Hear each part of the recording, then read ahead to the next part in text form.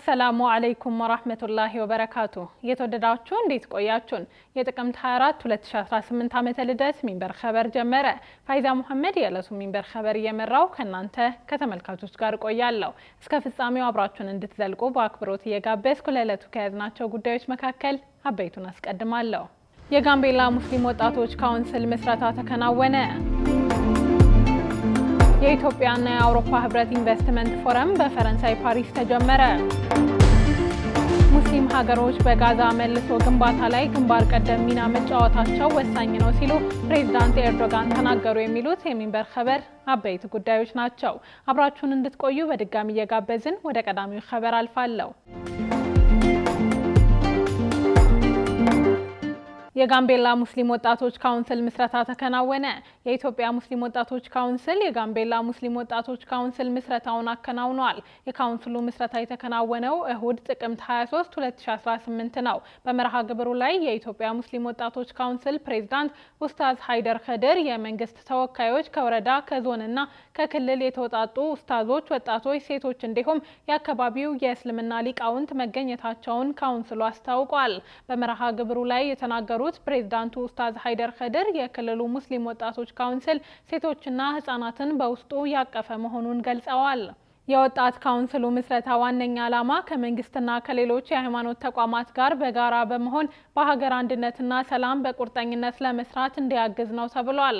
በምስረታው ላይ የተገኙት በኢትዮጵያ እስልምና ጉዳዮች ጠቅላይ ምክር ቤት ስራ አስፈጻሚ አባልና የጋምቤላ ክልል ተወካይ ኡስታዝ ፈይሰል ኡመር በቀጣይ ካውንስሉ እስከ ወረዳ እርከን የተለያዩ ስራዎች ይከናወናል ማለታቸውም ተገልጿል። በሌላ ኸበር በኢትዮጵያ እስልምና ጉዳዮች ጠቅላይ ምክር ቤት የትምህርትና ማህበራዊ አገልግሎት ዳይሬክቶሬትና የኢትዮጵያ ሙስሊም ወጣቶች ካውንስል መካከል ወጣቶችን በማጎልበት በትምህርትና ኢስላማዊ ስነ ምግባር ግንባታ ላይ በጋራ ለመስራት የሚያስችል የመግባቢያ ስምምነት ተፈርሟል። ስምምነቱ መደበኛና መደበኛ ባልሆነ የትምህርት፣ የስራ ፈጠራ፣ የስነ ልቦና ድጋፍ እንዲሁም ልዩ ልዩ ስልጠናዎች፣ ነጻ የትምህርት እድሎችና የስራ ልምምድ በመሰሉ የአቅም ግንባታ ፕሮግራሞች ላይ በትብብር የመስራት ጥረቶች ለማስተባበር የጋራ ማዕቀፍን ያስቀምጣል።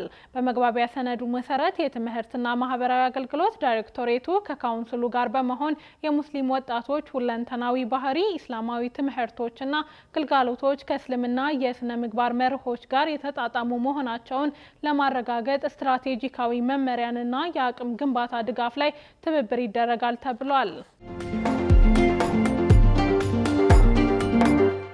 የኢትዮጵያና የአውሮፓ ህብረት ኢንቨስትመንት ፎረም በፈረንሳይ ፓሪስ ተጀመረ። የኢትዮጵያና የአውሮፓ ህብረት ኢንቨስትመንት ፎረም በፈረንሳይ ፓሪስ መካሄድ የጀመረው በዛሬው ዕለት ነው። በመክፈቻ ስነ ስርዓት ላይ የውጭ ጉዳይ ሚኒስትር ጌዲዮን ጢሞቴዎስ፣ የገንዘብ ሚኒስትር አህመድ ሽዴ፣ የአውሮፓ ኮሚሽን የአፍሪካ ተጠባባቂ ዳይሬክተር ጌዛ ስታርመር፣ የፈረንሳይ የውጭ ንግድና ኢኮኖሚ ሚኒስቴር መልእክተኛ ኒኮላስ ፎርሲየር፣ የሜዳፍ ኢንተርናሽናል ምክትል ፕሬዝዳንት ፋብሪስ ላሳጅ፣ ከፍተኛ የመንግስት ባለስልጣናት፣ ባለሀብቶችና የንግድ መሪዎች ተገኝተዋል። ፎረሙ በኢትዮጵያና አውሮፓ ህብረት መካከል ያለውን የኢኮኖሚ ትብብር ማጠናከርና አዳዲስ የኢንቨስትመንት እድሎችን መጠቀም በሚቻልበት ሁኔታ ላይ ያተኮረ ነው ተብሏል። የገንዘብ ሚኒስትር አህመድ ሽዴ በፎረሙ ላይ የኢትዮጵያን የማክሮ ኢኮኖሚ ሪፎርም በዝርዝር አስረድተዋል። በዚህም ሪፎርሙ የግል ኢንቨስትመንት መሳብና ኢትዮጵያ ከዓለም ኢኮኖሚ ጋር ያላትን ትስስር የበለጠ ማጠናከርን ያለመ መሆኑን ገልጸዋል ተብሏል። በፎረሙ መክፈቻ ላይ ንግግር ያደረጉ ባለስልጣናት የኢትዮጵያና የአውሮፓ ህብረት የኢኮኖሚ ትብብር እያደገ መምጣቱን አጽንኦት ሰጥተው ተናግረዋል። ኢትዮጵያ የዓለም የንግድ ድርጅትን ለመቀላቀል እያከናወነቻቸው ያሉ ስራዎችንም አድንቀዋል መባሉን የኢትዮጵያ ዜና አገልግሎት ዘገባ ያመለክታል። ኢትዮጵያ የኢንቨስትመንት ምቹነትን ለማሻሻልና የውጭ ቀጥታ ኢንቨስትመንት መሳብን ዓላማ በማድረግ እያደረገቻቸው ያሉ የመንግስትና የግሉ ዘርፍ ምክክሮች መልካም የሚባሉ መሆናቸውን ተናግረዋል። በኢንቨስትመንት ፎረሙ ላይ ኢትዮጵያ በግብርና ንግድ፣ የታዳሽ ኃይል፣ ዲጂታል ትራንስፎርሜሽን እና መሰረተ ልማትን ጨምሮ ቁልፍ የኢትዮጵያ ኢንቨስትመንት እድሎች ቀርበዋል ተብሏል። በፎረሙ የአውሮፓ ህብረት የግሎባል ጌትዌይ ፓርትነርሺፕ ማዕቀፍ ያለው ጠቀሜታም ተነስቷል። ኢንቨስትመንት ፎረሙ ጎን ለጎን የገንዘብ ሚኒስትር አህመድ ሺዴ በፈረንሳይ የውጭ ጉዳይ ሚኒስቴር የኢኮኖሚ ጉዳዮች ሚኒስትር ዴኤታ ኒኮላ ፎረሲየር ጋር ገንቢ የሆነ የሁለትዮሽ ውይይት አድርገዋል። ውይይቱ የሁለትዮሽ ኢኮኖሚያዊ ትብብርን ማጠናከርና ፈረንሳይን በኢትዮጵያ የምታደርገውን ኢንቨስትመንት ማሳደግ ላይ ያተኮረ እንደነበር ተገልጿል። ሁለቱም ወገኖች የቆየውን አጋርነታቸውንና ዘላቂና ሁሉን አቀፍ እድገትን ለማስቀጠል ያላቸውን የጋራ ቁርጠኝነት አረጋግጠዋል። ኢትዮጵያ ለኔዘርላንድስ አሳልፋ የሰጠችው ኤርትራዊው ህገወጥ የሰዎች አዘዋዋሪ ክስ በዛሬው ዕለት መታየት ሊጀምር ነው።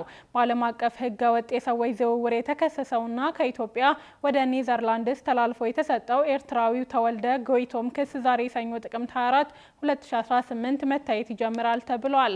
ዋሊድ በሚል ስም የሚታወቀው ተወልደ ጎይቶም በሊቢያ በሺዎች የሚቆጠሩ ስደተኞችን በመዝረፍና በማሰቃየት ጭካኔ የተሞላበት ህገወጥ የሰዎች ዝውውርን ንግድ በመፈጸም ወንጀል በ5 ክሶች የኢትዮጵያ ፍርድ ቤት የጥፋተኝነት ውሳኔ አሳልፎበት የነበረ ነው።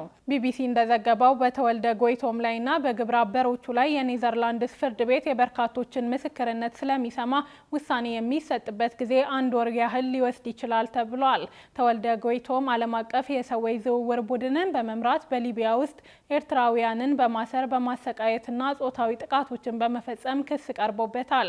ግለሰቡ የሚመራው የወንጀል ቡድን በሊቢያ ባኒ ወሊድ በሚባል አካባቢ የስደተኞች ማቆያ የነበረው ሲሆን ከግብረ አበሮቹ ጋር በመሆን ከሱዳንና ከሌሎች የአካባቢው ሀገራት የመጡ ስደተኞችን በማሰቃየት ከቤተሰቦቻቸው ከፍተኛ መጠን ያለው ገንዘብ ሲቀበል እንደነበር ተነግሯል። ወደ አውሮፓ ለመድረስ የሚሞክሩት ስደተኞች በሊቢያ ካምፖች ውስጥ በነበሩበት ወቅት ድብደባ፣ ረሃብና መደፈሮችን ጨምሮ አሰቃቂ ጥቃት ለዓመታት ተፈጽሞባቸዋል። በዚህም ምክንያት በርካታ ስደተኞች መሞታቸውን የሰብአዊ መብቶች ተቆርቋሪ ድርጅቶች መረጃዎች ያመለክታሉ። ተወልደ ጎይቶም አብዛኞቹ ኤርትራውያን የሆኑ በሺዎች ምናልባትም በ10 ሺዎች የሚቆጠሩ ስደተኞችን በህገወጥ መንገድ ከቦታ ቦታ ሲያዘዋውር ነበር ተብሏል።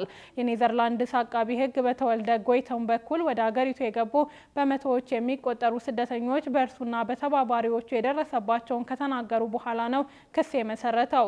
በዚህ ጉዳይ ላይ 191 ሰዎች ምስክርነት ተሰምቷል። ዋሊድ በመጋቢት 2012 በቁጥጥር ስር ሲውል ኪዳነ ዘካሪያስ ሀብተ ማርያም ወይም ኪዳኔ ከሚባል ሌላ አደገኛ የህገወጥ ሰዎች አዘዋዋሪ ጋር ነበር። ሁለቱም ግለሰቦች ኤርትራውያን ሲሆኑ አብዛኞቹ ኤርትራውያን የሆኑ በሺዎች የሚቆጠሩ ስደተኞችን በመያዝ ገንዘብ እስኪከፍሉ ድረስ በቁጥጥራቸው ስራ ቆይተዋቸዋል። ዋሊድ በኢትዮጵያ ውስጥ ከህገወጥ ሰዎች ዝውውር ጋር በተያያዘ በቀረቡበት 5 ክሶች ጥፋተኛ ተብሎ ነበር። ከዚያም በኋላ ሊቢያ ውስጥ በፈጸማቸው ወንጀሎች ወደሚፈለግበት ኔዘርላንድስ ተላልፎ ተሰጥቷል። ኪዳኔ በኢትዮጵያ በቁጥጥር ስር ውሎ ጉዳዩ በፍርድ ቤት እየታየ በነበረበት ወቅት አምልጦ የነበረ ቢሆንም በኋላ ላይ ሱዳን ውስጥ በታህሳስ 2016 በቁጥጥር ስር ውሏል። በተባበሩት አረብ ኤሚሬትስ በህገወጥ ገንዘብ ህጋዊ አስመስሎ በመጠቀም ተከሶ ችሎት ፊት ቀርቧል። የተባበሩት አረብ ኤሚሬትስ ኪዳኔን ለኔዘርላንድስ አሳልፋ ለመስጠት የተስማማች ሲሆን በዋሊድ ላይ ምስክር ሆኖ ሊቀርብ ይችላል ተብሏል። በአዲስ አበባ ጊዜ ያለፈባቸው የላቦራቶሪ ኬሚካሎችና የሕክምና መሳሪያዎች አስወጋጅ ኮሚቴ እንዲቋቋም ተጠየቀ። በአዲስ አበባ ከተማ በትምህርት ቤቶች የሚገኙ ጊዜያቸው ያለፈባቸው የላቦራቶሪ ኬሚካሎችና በጤና ጣቢያዎች አገልግሎት አይሰጡም ተብሎ በባለሙያዎች የተለዩ የሕክምና መሳሪያዎች አስወጋጅ ኮሚቴ እንዲቋቋም የጠየቀው የመዲናዋ የመንግስት ንብረት አስተዳደር ባለስልጣን ነው። ይህ የተጠየቀው ባለስልጣኑ ከአዲስ አበባ ከተማ የመንግስት ግዢና ንብረት ማስወገድ አገልግሎት ጋር በመተባበር ባካሄደው የንብረት ማስወገድ የንቅናቄ መድረክ ላይ ነው። የአዲስ አበባ ትምህርት ቢሮና ጤና ጣቢያዎችን ወክለው የተገኙ የውይይቱ ተሳታፊዎች ጊዜያቸው ያለፈባቸው የትምህርት ቤት የላቦራቶሪ ኬሚካሎችና በጤና ተቋማት የሚገኙ መወገድ አለባቸው የተባሉ የሕክምና መሳሪያዎች ችግር መሆናቸውን ገልጸዋል ተብለዋል። በመድረኩ ላይ የተገኙት የአዲስ አበባ ከተማ ትምህርት ቢሮ ተወካይ ረዥም ጊዜ ያለፈባቸው የላቦራቶሪ ኬሚካሎች ክምችት በትምህርት ቤቶች እንደሚገኝ የኮተቤ የትምህርት ትምህርት ዩኒቨርሲቲ ጥናት ማመላከቱን እነዚህ ንብረቶች ለጤና ስጋት እንደሚፈጥሩ አስረድተዋል። የአዲስ አበባ ከተማ ምግብና መድኃኒት ባለስልጣን ንብረቶቹን ለማስወገድ ቢሞክርም የአካባቢ ጥበቃ ባለስልጣን የተግባርና ኃላፊነት ጥያቄ መሰንዘሩን የጠቀሱት ተወካዩ በዚህ ምክንያት መግባባት እንዳልተቻለ ገልጸዋል። ይህን ችግር ለመፍታትም የምግብና መድኃኒት ባለስልጣን፣ የመንግስት ንብረት አስተዳደር ባለስልጣን፣ ትምህርት ቢሮና የአካባቢ ጥበቃ ባለስልጣን በጋራ በመሆን በቅንጅት እንዲሰሩ ጠይቀዋል።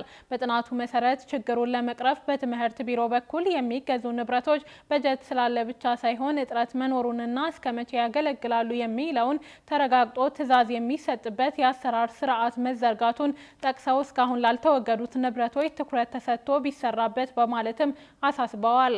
የከተማ አስተዳደሩ ፋይናንስ ቢሮ በበጀት ዓመቱ ከሚወገዱ ንብረቶች 370 ሚሊዮን ብር ገቢ መደረግ አለበት ብሎ ኮታ ጥሏል ያሉት አቶ መኮንን ይህንን ታሳቢ በማድረግ መስራት ያስፈልጋል መባሉን የሪፖርተር ዘገባ ያመለክታል። የተወደዳችሁ አሁንም የተከታተላችሁ የምትገኙት ሚንበር ኸበርን ነው። አብራችሁን ስላላችሁ ደስ ይለናል። ለሚንበር ኸበር ጥቆማ ወይም ማስተያየት ካላችሁ በአጭር የስልክ ቁጥር 9282 ላይ ብትልኩልን አጣርተን መልሰን ለእናንተው እናቀርባለን። የሚቀናችሁ ማህበራዊ ሚዲያ ከሆነ በሁሉም አማራጮች @ሚንበር ቲቪ ብላችሁ ብትፈልጉን ታገኙናላችሁ። ድረገጻችንን www.minbertv.com ብትጎበኙ ደግሞ አዳዲስ መረጃ ታገኛላችሁ። ምናልባት ሚንበር ኸበርን በቴሌቪዥን መከታተል የማይችሉበት አጋጣሚ ከተፈጠረም በአዲሱ የሚንበር ኸበር የዩቲዩብ ቻናል ማግኘት እንደሚቻል ለማሳወቅ እንወዳለን። አሁን ደግሞ የዕለቱን አብይ ጉዳይ እናስታውሳችሁና እንመለስ። የጋምቤላ ሙስሊም ወጣቶች ካውንስል ምስረታ ተከናወነ። ከቆይታ በኋላ ሙስሊም ሀገሮች በጋዛ መልሶ ግንባታ ላይ ግንባር ቀደም ሚና መጫወታቸው ወሳኝ ነው ሲሉ ፕሬዝዳንት ኤርዶጋን ተናግረዋል። እንመለስበታለን። ይጠብቁን። በሱዳን ሰሜን ኮርዶፋን ግዛት በጥቂት ቀናት ውስጥ ከ1500 በላይ ሰላማዊ ዜጎች ተፈናቀሉ። በተባባሰው የጸጥታ ችግር ምክንያት በሱዳን ሰሜን ኮርዶፋን ግዛት በጥቂት ቀናት ከ1500 በላይ ሰላማዊ ዜጎች ተፈናቀሉ ያለው ዓለም አቀፉ የፍልሰተኞች ድርጅት ነው። የድርጅቱ መረጃ እንደሚያመለክተው ተፈናቃዮቹ ከሰሜን ኮርዶፋን ግዛት ባራና ኡሙሩዋባ ከተባሉ ከተሞች የተነሱ ናቸው። ካላባሲያና ዴላሚ ከተሞችም ከተፈናቀሉት ውስጥ ይገኙበታል። ተፈናቃዮቹ ቸውን የለቀቁት ከባለፈው ሳምንት እሁድ ጥቅምት 16 አንስቶ እስከ ባለፈው ጁማ ጥቅምት 21 ድረስ ባሉት ቀናት ነው። የስደተኞች ድርጅቱ ባወጣው መግለጫ ከአላባሲያና 180 ከዴላሚ ሱዳናውያን ተፈናቅለው የተጠለሉት ወደ ሌሎች አቅራቢያ የግዛቱ አካባቢዎች ነው። ቀሪዎቹ ደግሞ ነጭ አባይ ግዛት ወደምትገኘዋ ታንዳልቲ ከተማና ሌሎች አካባቢዎች ተሰደዋል። በሌተናል ጀነራል አብዱል ፈታህ አልቡርሃን የሚመራው የሱዳን መንግስት ባለስልጣናት በሰሜን ኮርዶፋን በሚገኘው ዘረባ አልሼክ አልቡራይ ላይ የፈጥኖ ደራሽ ኃይሉ ታጣቂዎች ባለፈው ሐሙስ በፈጸሙት የድሮን ጥቃት በርካታ ንጹሃን ዜጎች ለከፋ ጉዳት ተዳርገዋል በሚል ውንጀላ አቅርበዋል። የፈጥኖ ደራሽ ኃይሉ የሰሜን ዳርፉር ግዛት ዋና ከተማ አልፋሽርን በተቆጣጠረበት ወቅት በሰላማዊ ሰዎች ላይ ጅምላ ጭፍጨፋ ፈጽሟል የሚል በሀገር ውስጥና ዓለም አቀፍ ድርጅቶች በኩል ክስ ቀርቦበታል። ከዚህ ጋር ተያይዞ የሱዳን ዶክተሮች ኔትወርክ የተሰኘ ቡድን በበኩሉ የፈጥኖ ደራሽ ኃይሎች በዚሁ ግዛት ኡሙዳም ሀጂ አህመድ ከተማ 38 ንጹሃን ዜጎችን መግደሉን አስታውቋል። የፈጥኖ ደራሽ ኃይሉ ከቅርብ ጊዜያት ወዲህ ከሱዳን መንግስት ጦር ጋር ባደረገው ጦርነት በሰሜን ዳርፉር አልፋሽርንና በሰሜን ኮርዶፋን ባራ ከተማን በተቆጣጠረበት ወቅት በንጹሃን ላይ ግድያ ፈጽሟል በሚል በተለያዩ አቅጣጫዎች ትችት እየቀረበ ቢሆንም ቡድኑ ግን አስቀድሞ ሰላማዊ ዜጎችን ኢላማ አላደረኩም ሲል አስተባብሏል። ይሁን እንጂ ዘግየት ብሎ የፈጥኖ ደራሽ ኃይሉ መሪ መሐመድ ሐምዳን ዳጋሎ የሚመሩት ጦር በሰሜን ዳርፉር ግዛት ጥቃት መፈጸሙን በማመን ጉዳዩን ለማጣራት መርማሪ ኮሚቴ ተቋቁሟል ማለታቸውን አናዶሎ ኤጀንሲ ዘግቧል። ይህ በእንዲህ ባለበት የፈጥኖ ደራሽ ኃይሉ ታጣቂዎች የአልፋሽር ከተማን በተቆጣጠሩባቸው የመጀመሪያዎቹ 2 ቀናት 300 ሴቶችን ገድለዋል ሲሉ የሱዳን የማህበራዊ ደህንነት ሚኒስትር ተናግረዋል። የማህበራዊ ደህንነት ሚኒስትሯ ሰልማ ኢስሐቅ በአልፋሽር ከተማ እየተካሄደ ያለው ስልታዊ የዘር ማጽዳት መሆኑን በመግለጽ ይህንን ወንጀል ለማስቆም ሁሉም ዝምታውን እንዲሰብር ጠይቀዋል። የሶሪያው ፕሬዝዳንት በመጪው ሳምንት በአሜሪካ ታሪካዊ ነው የተባለ ይፋዊ ጉብኝት ሊያደርጉ ነው። የሶሪያው ፕሬዝዳንት አህመድ አሸር በመጪው ሳምንት በአሜሪካ ታሪካዊ ነው የተባለ ይፋዊ ጉብኝት ሊያደርጉ መሆኑን የሀገሪቱ ውጭ ጉዳይ ሚኒስቴር አስታውቋል። አህመድ አሸር በሀገሪቱ በሚኖራቸው ይፋዊ ጉብኝት ከአሜሪካ ፕሬዝዳንት ዶናልድ ትራምፕ ጋር ተገናኝተው እንደሚወያዩ ይጠበቃል። ባለፈው ዓመት ግንቦት ወር በሳውዲ አረቢያ ለመጀመሪያ ጊዜ የተገናኙት ሁለቱ መሪዎች በወቅቱ በሳውዲ ልዑል አልጋ ወራሽ መሐመድ ቢን ሰልማን አማካኝነት የተነጋገሩት ለ14 ደቂቃ ብቻ እንደነበር የዓለም አቀፍ መገናኛ ብዙሃን ዘገባ ያመለክታል። በወቅቱ ከተነጋገሩ በኋላ ፕሬዝዳንት ትራምፕ በሶሪያ ተጥሎ የቆየውን ማዕቀብ ከማንሳት ጀምሮ በሀገሪቱ መልሶ ግንባታ እንዲሁም ከሽብርተኝነት ዝርዝር ለመሰረዝ የሚደረገውን ጥረት በመደገፍ በኩል የተለያዩ እርምጃዎችን ለመውሰድ ቃል ገብተው ከጥቂት ወራት ቆይታ በኋላ ማዕቀቡን አንስተዋል። ጉብኝቱን በተመለከተ የተናገሩት የሶሪያ የውጭ ጉዳይ ሚኒስትር አሳድ አሺባኒ የሶሪያው ፕሬዝዳንት ለመጀመሪያ ጊዜ በአሜሪካ የሚያደርጉት ይፋዊ ጉብኝት በደማስቆና በዋሽንግተን መካከል አዲስ የግንኙነት ምዕራፍ ለመክፈት የሚረዳ ነው ሲሉ ተናግረዋል። የውጭ ጉዳይ ሚኒስትሩ የሀገራቸው ፕሬዝዳንት ዋሽንግተን የሚጓዙት በመጪው ሰኞ ህዳር 1 2018 እንደሚሆን ገልጸዋል። አልጀዚራ እንደዘገበው ከ80 ዓመታት በኋላ የሶሪያ መሪዎች በአሜሪካ ይፋዊ ጉብኝት ሲያደርጉ ይህ የመጀመሪያው ነው። በሁለቱ ሀገራት መካከል ጠንካራ ወዳጅነት እንዲመሰረት እንፈልጋለን ሲሉ የተናገሩት የውጭ ጉዳይ ሚኒስትሩ ከባለፈው ዓመት ታህሳስ ወዲህ በእስራኤል የተፈጸሙ ከ1000 በላይ ድንበር ተሻጋሪ ድንገተኛ ጥቃቶችና ወንጀሎች በሶሪያ መመዝገባቸውን በመጠቆም ይህም ተቀባይነት የለውም ብለዋል። ከቀድሞ ፕሬዝዳንት በሽር አልአሰድ መውደቅ በኋላ እስራኤል የሶሪያን ጎላን ተራሮችን ዳግም በመውረር የ1974ቱን የድንበር ስምምነት ጥሳለች ሲሉም ከሰዋል። የሶሪያ መንግስት ይህን ስምምነት ለማክበር ቁርጠኛ መሆኑንም አሺባኒ ገልጸዋል። ሙስሊም ሀገሮች በጋዛ መልሶ ግንባታ ላይ ግንባር ቀደም ሚና መጫወታቸው ወሳኝ ነው ሲሉ ፕሬዝዳንት ኤርዶጋን ተናገሩ። የቱርኩ ፕሬዝዳንት ረጀብ ጠይብ ኤርዶጋን ሙስሊም ሀገሮች በጋዛ መልሶ ግንባታ ላይ ግንባር ቀደም ሚና መጫወታቸው ወሳኝ ነው ሲሉ የተናገሩት በዛሬው ዕለት ነው። ፕሬዝዳንቱ ሙስሊም ሀገሮችን በማስተባበር ረገድ ግንባር ቀደም ሚና እንዲጫወቱ ያስችላል ያሉት በኢስላማዊ ትብብር ሀገሮች ድርጅት አማካኝነት ነው። ኤርዶጋን ይህን የተናገሩት ከ8 ሀገራት የተውጣጡ የውጭ ጉዳይ ሚኒስትሮች ዛሬ በኢስታንቡል ተገናኝተው በጋዛ የሰላም እቅድ አፈጻጸም ላይ ከመምከራቸው አስቀድሞ ነው። ስብሰባው ከቱርክ፣ ኳታር፣ ሳውዲ አረቢያ፣ ግብጽ፣ የተባበሩት አረብ ኤሚሬትስ፣ ዮርዳኖስ፣ ፓኪስታንና ኢንዶኔዥያ ከፍተኛ ዲፕሎማቶችን ያሰባስባል።